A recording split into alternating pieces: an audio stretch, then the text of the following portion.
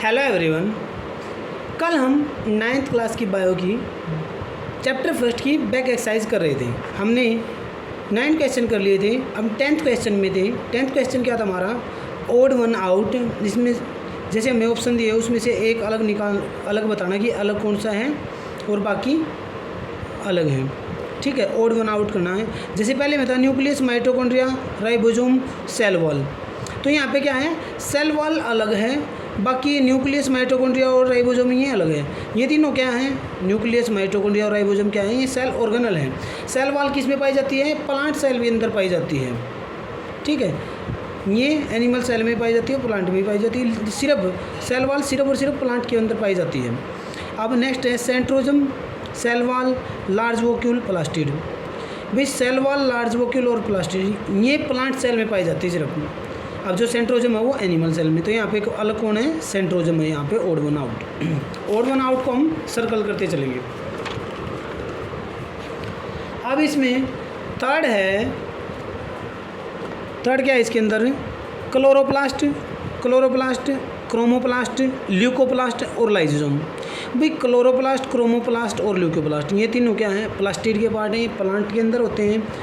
Lysosome यहाँ पे क्या है, अलग है। तो लाइसोसोम हमारा क्या है, ओड वन आउट है। लाइसोसोम किसके अंदर, लाइसोसोम क्या है, डाइजेस्टिव ऑर्गेनल है, सुसाइड बैग भी बोलते हैं इसके अंदर इसको।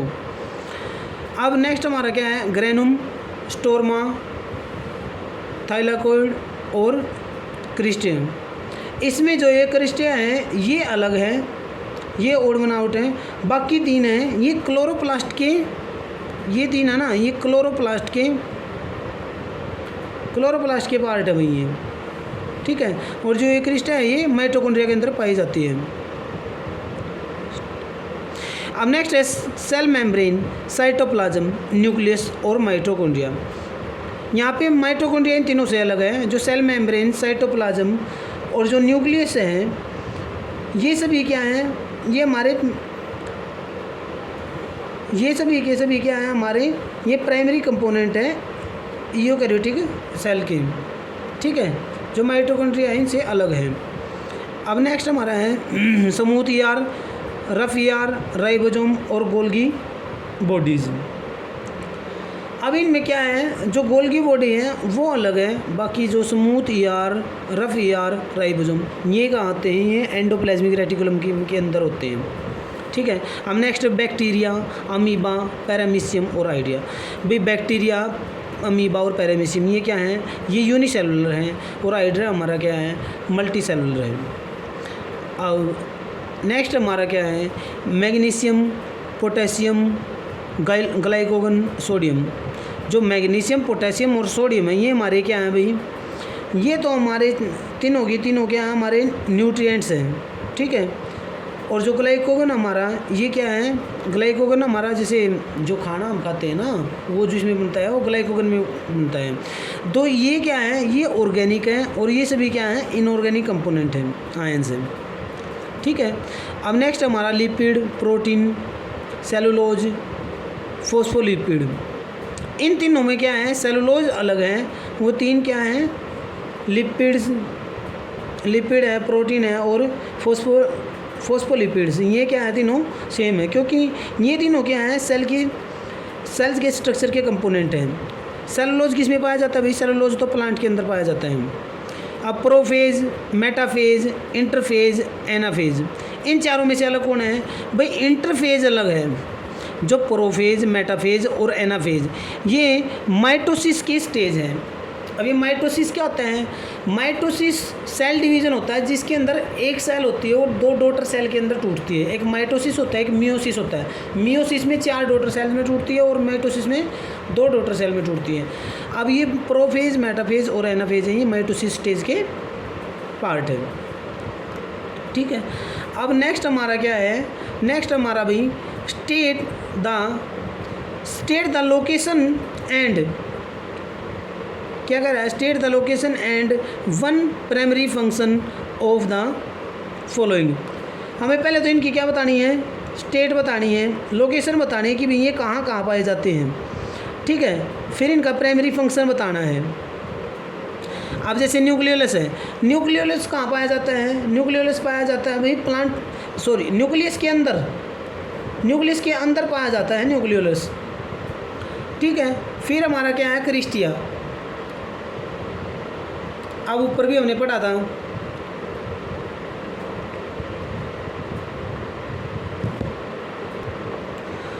तो न्यूक्लियोलस कहाँ पाया जाता है भाई? न्यूक्लियस के अंदर पाया जाता है। और ये क्या है? राइबोसोम की साइट ऑफ द राइबोसोम। ठीक है, यहाँ पे प्रोटीन मैन्युफैक्चर होता है। ठीक है, synthesize of the ribosome RNA वगैरह। ठीक है, अब क्रिस्टिया क्या है? क्रिस्टिया की लोकेशन क्या है? ये भी माइटोकॉन्ड्रिया इनर जो उसकी मेम्ब्रेन होती है माइटोकॉन्ड्रिया पे, वहाँ पे पाई जाती है ये। इसका काम क्या है? एटीपी प्रोडक्शन का काम है। ठीक है, inner membrane of the mitochondria की क्या होती है? इनर मेम्ब्रेन होती है। अब हमारा नेक्स्ट क्या है? टोनोप्लास्ट। अब टोनोप्लास्ट क्या होता है भाई? टोनोप्लास्ट है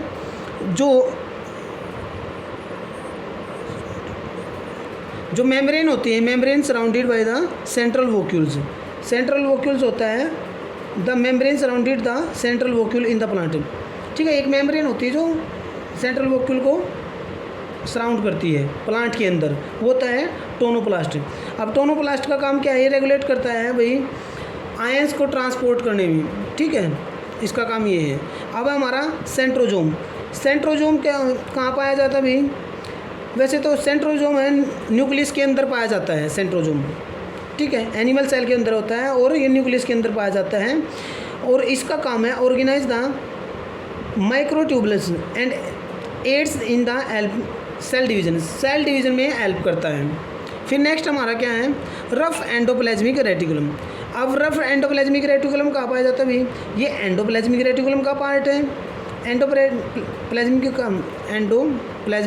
रेटिकुलम का पार्ट है। तो ये कहाँ पाया जाता है? ये भी nuclear envelope in the cytoplasm. ये साइटोप्लाज्म के करीब पाया जाता है। ठीक है, साइटोप्लाज्म होता है वही होता है ना हमारा ERB। इसका काम है प्रोटीन सिंथेसाइज का। अब नेक्स्ट है भाई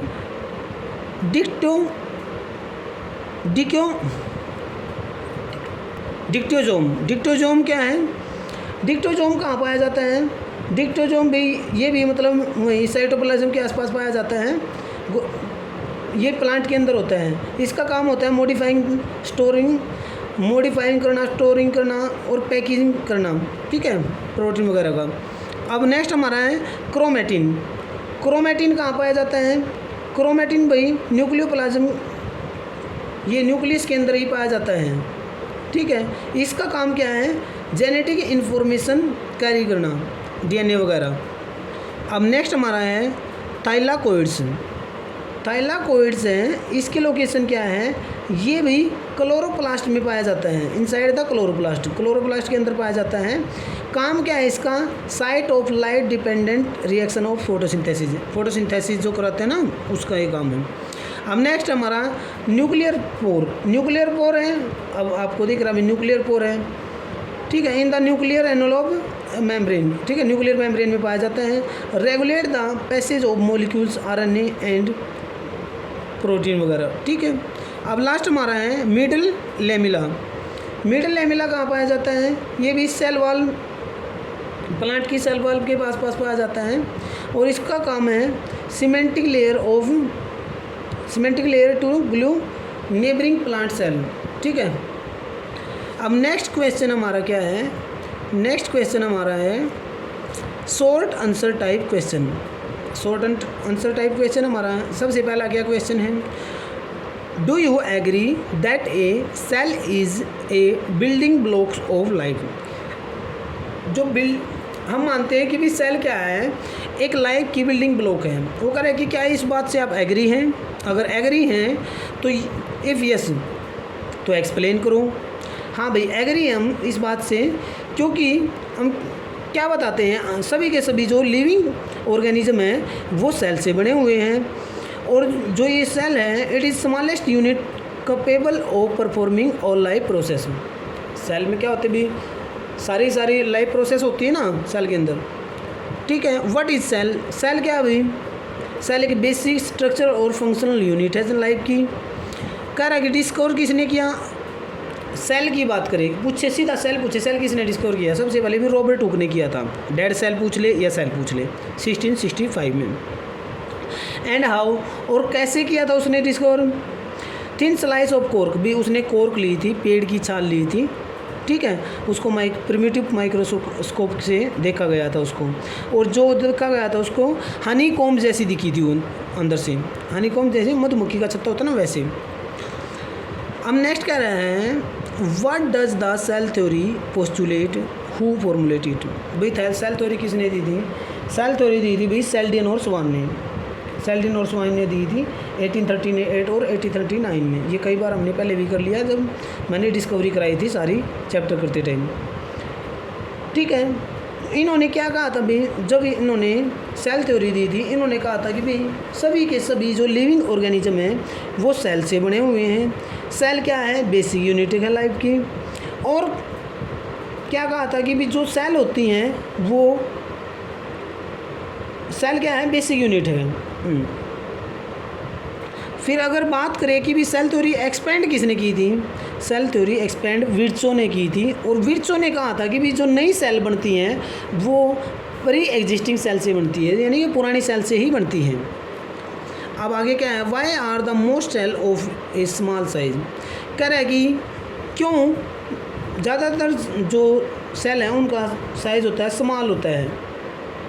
क्यों होता है अभी? क्यों? To maintain a high surface area to volume ratio, ठीक है, ताकि भी वो मेंटेन कर पाए, हाई सरफेस एरिया को मेंटेन कर पाएँ।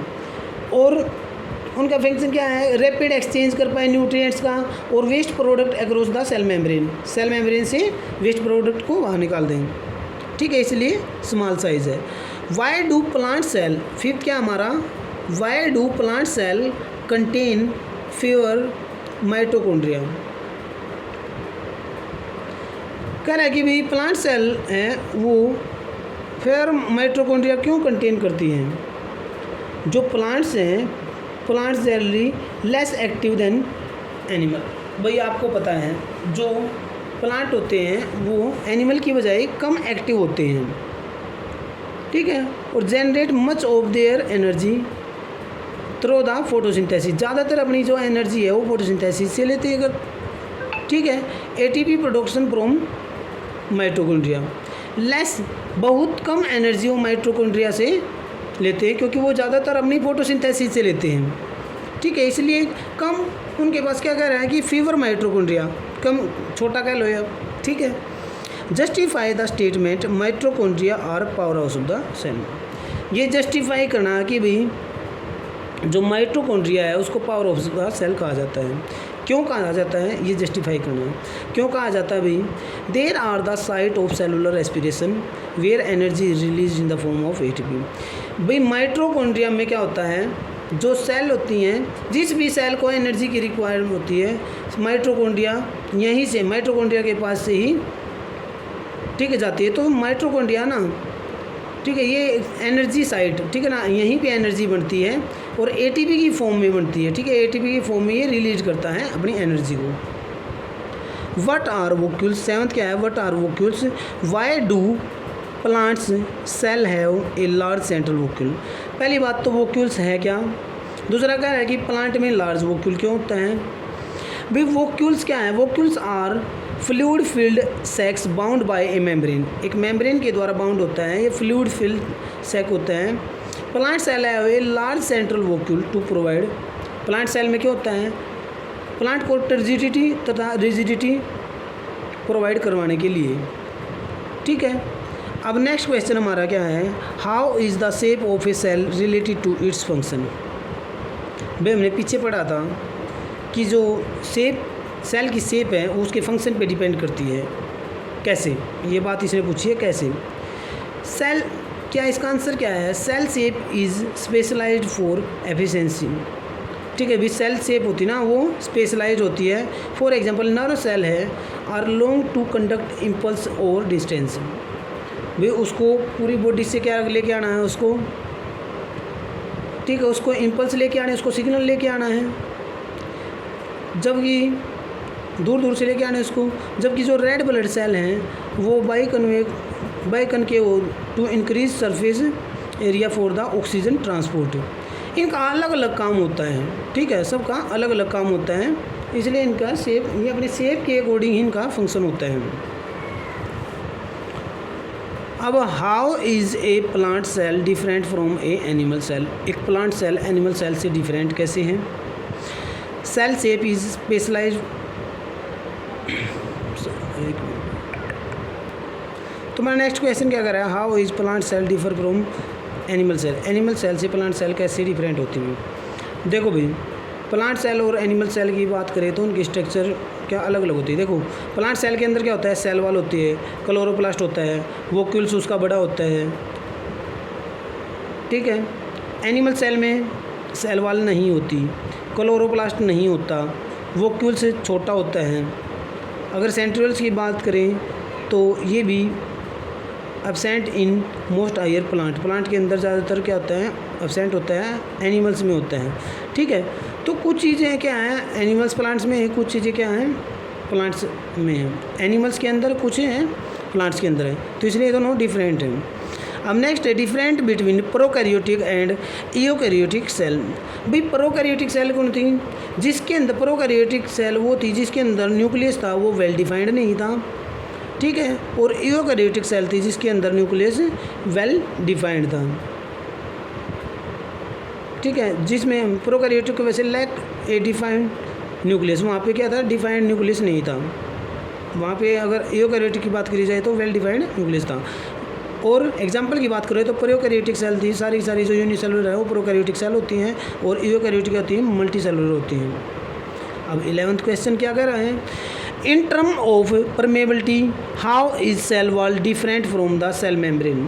अगर परमेबिलिटी की बात करें तो सेल वॉल सेल मेम्ब्रेन से कैसे अलग है? अगर सेल वॉल की बात करें तो क्या है, it is freely permeable, meaning इसका मतलब क्या है कि भी it allow most substance water minerals and proteins to pass through it without much restriction, ठीक है, ये बिना रिस्ट्रिक्शन के इनको पास होने देती है। अब सेल मेम्ब्रेन की बात करें तो ये क्या है, सेलेक्टिव परमेबल। सेल मेम्ब्रेन क्या होती है, सेलेक्टिव परमेबल होती है। सेलेक्टिव परमेबल का मतलब कुछ सेलेक्टिव चीज़ों को अंदर जाने देगी। It's actively regulates and the movement of the substance allowing only specific molecules to enter और exit while blocking of other to maintain the cell internal bond.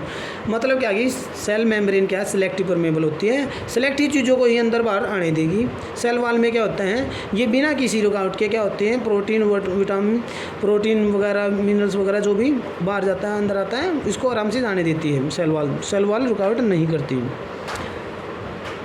अब क्या है भाई हमारा, अब नेक्स्ट हमारे क्या है, लॉन्ग क्वेश्चन है,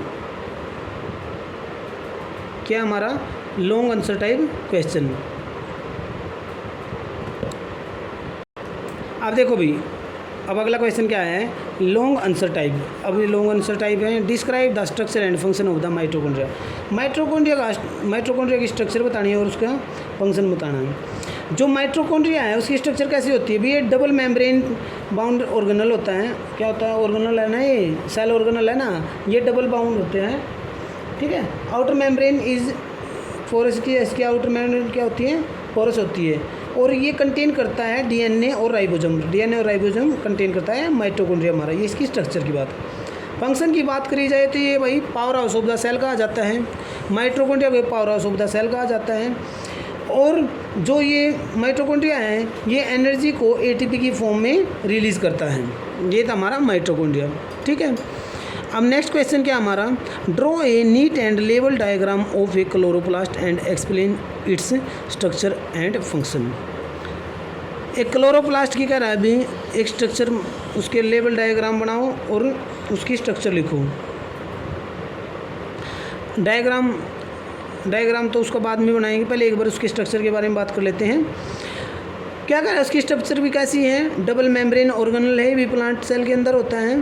they contain stack of membrane bound sac called, ये थाइलोकॉइड्स जो हमने उधर पढ़ा था, थाइलोकॉइड्स इसके अंदर होता है, ठीक है, ये क्लोरोप्लास्ट के अंदर होता है। दे कंटेन्स ग्रीन पिगमेंट क्लोरोफिल, इसके अंदर क्लोरोप्लास्ट के अंदर क्या होता है, क्लोरोफिल होता है, ठीक है। क्लोरोफिल किस में काम आता है? फोटोसिंथेसिस में यूज़ होता है, ठीक है। अब फंक्शन क्या है? They are site of the photosynthesis. जो क्लोरोप्लास्ट है ये फोटोसिंथेसिस की साइट है, यहीं पे क्या होता है? फोटोसिंथेसिस होता है, यहीं पे जो पेड़ अपना खाना बनाता है, ठीक है। अब नेक्स्ट भी, give an illustrate account of nucleus, how is it different from the nucleoid in the prokaryotic cell. अब न्यूक्लियस के बारे में पूछ रहा है, न्यूक्लियस है और न्यूक्लियोइड से अलग कैसे हैं? न्यूक्लियस क्या होता है भाई? न्यूक्लियस क्या होता है? ए मेम्ब्रेन बाउंड ऑर्गेनल है कंटेनिंग जेनेटिक मटेरियल। न्यूक्लियस के अंदर डीएनए होता है, न्यूक्लियस होता है और न्यूक्लियोप्लाज्म होता है। और जो न्यूक्लियस है वो क्या बताया था? यूकैरियोटिक सेल के अंदर पाया जाता है, ठीक है, मल्टीपल सेलुलर ऑर्गेनिज्म में। जो न्यूक्लियोइड है वो क्या है? इसकी इरेगुलर शेप होती है। क्या पढ़ा था हमने? न्यूक्लियोइड किसको कहा जाता है? जो वेल डिफाइंड न्यूक्लियस नहीं है उसको न्यूक्लियोइड बोला जाता है। तो ये किसके अंदर होता है? प्रोकैरियोटिक सेल के अंदर होता है। ये वेल डिफाइंड नहीं होता, इरेगुलर शेप होती है इसकी, ठीक है। अगर की डिफरेंस की बात करें, अगर एक वर्ड में बोला जाए तो nucleus as a nuclear analogue, the nucleoid does not, nucleus के ऊपर नहीं होता। What is the chromosome and how is it significant. Chromosome क्या होते हैं भी? क्रोमोजोम होते हैं जो एक्स वाई होते हैं, एक्स वाई क्रोमोजोम होते हैं, थ्रेड लाइक स्ट्रक्चर होती है इनकी, और मेड डीएनए एंड प्रोटीन से डीएनए और प्रोटीन बनाते हैं, न्यूक्लियस के अंदर होते हैं। अब सिग्निफिकेंस की बात करें तो ये क्या करते हैं भी? जेनेटिक इन्फॉर्मेशन को कैरी करते हैं और पेरेंट्स से ऑफ स्प्रिंग तक ये उसको पहुंचाते हैं। And play a vital role in the cell division, ठीक है, सेल डिवीजन में भी अपना ये रोल निभाते हैं। Draw a well labelled diagram of an animal and plant cell. Animal cell का और प्लांट सेल का एक लेबल डायग्राम पूछ रहे हैं, बनाना है, ठीक है। तो डायग्राम बनाना है तो हम अगली वीडियो में देखेंगे, ठीक है। अब नेक्स्ट हमारा क्या कह रहा है? Give 3 important function of each of the following. इनके तीन फंक्शन बताने सभी के, ठीक है। अब ई आर क्या हमारा? एंडोप्लाज्मिक रेटिकुलम है भाई। एंडोप्लाज्मिक रेटिकुलम का पहला काम तो क्या है? एंडोप्लाज्मिक रेटिकुलम है, यहाँ पे प्रोटीन सिंथेसाइज होता है। प्रोटीन जो सिंथेसाइज होता है वो होता है रफ ईआर। एंडोप्लाज्मिक रेटिकुलम में भी 2 हैं, एक आरईआर है, एक एसईआर है। जो प्रोटीन सिंथेसाइज होता है वो रफ एंडोप्लाज्मिक रेटिकुलम में होता है, और जो लिपिड का सिंथेसाइज होता है वो स्मूथ एंडोप्लाज्मिक रेटिकुलम में होता है। और एक और काम इसका क्या है? Intra cellular transport. अब नेक्स्ट हमारा है गोल्गी अपरेटस। गोल्गी अपरेटस का काम क्या होता है? गोल्गी अपरेटस का काम होता है कि जो चीज़ बनी है उसका पैक करना और उसको डिस्पोज करना। तो गोल्गी अपरेटस का काम क्या है भाई? गोल्गी अपरेटस का काम है modifying, storing and packaging protein and lipid for secretion. अब हमारा लाइजोजोम क्या था? सुसाइड बैग था ये हमारा, ठीक है, सेल का सुसाइड बैग था। इंटरसेलुलर डाइजेशन इसके अंदर होता है, destroying waste and foreign material, इस सुसाइड बैग भी इसको बोला जाता है। अब नेक्स्ट है प्लास्टिड। प्लास्टिड है, प्लास्टिड कहाँ होता है? प्लास्टिड भी किसके अंदर होता है? प्लांट के अंदर होता है। फोटोसिंथेसिस होता है, ठीक है, इसके अंदर क्लोरोप्लास्ट होता है, क्लोरोप्लास्ट के अंदर क्लोरोफिल होता है, ये क्लोरोफिल फोटोसिंथेसिस में काम आता है। दूसरा इसका काम storage of starch and pigment, ठीक है, और इसमें ल्यूकोप्लास्ट, क्रोमोप्लास्ट ये इसी के अंदर होते हैं। अब लास्ट हमारा क्या है? न्यूक्लियस, ठीक है। न्यूक्लियस क्या होता है? न्यूक्लियस भाई ब्रेन ऑफ सेल न्यूक्लियस को बोला जाता है। कंट्रोलिंग सेल एक्टिविटी, सारी जो सेल की एक्टिविटी हैं वो कौन कंट्रोल करता है? न्यूक्लियस कंट्रोल करता है। Storing genetic material for the inheritance, inheritance के लिए जो मटेरियल कंटेन करता है यही करता है, ठीक है। ओके स्टूडेंट, आज हमारा इतना ही करेंगे हम। आगे जो क्वेश्चन हो नेक्स्ट वीडियो में करेंगे, और जो डायग्राम वगैरह हैं वो भी नेक्स्ट वीडियो में करेंगे। Thanks for watching video.